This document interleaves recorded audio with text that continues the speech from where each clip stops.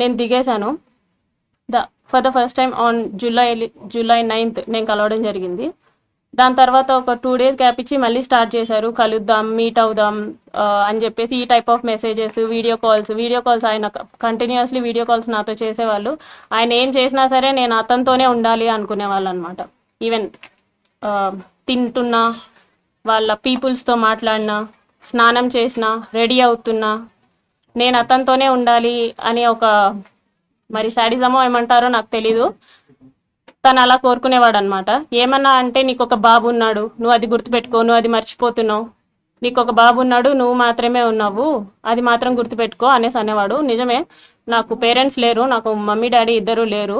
మా father job వచ్చింది నాకు.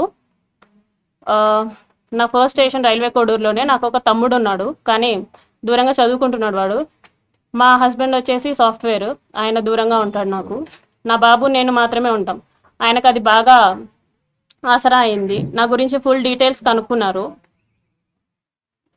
కనుక్కొని ఆయన ప్రొసీడ్ అవ్వడం జరిగింది. చాలా డామినేషన్ చేసేవాళ్ళు, చాలా డామినేటెడ్గా ఉండేవాళ్ళు అనమాట. ప్రతి విషయంలోనూ చిరాకు పడ్డం.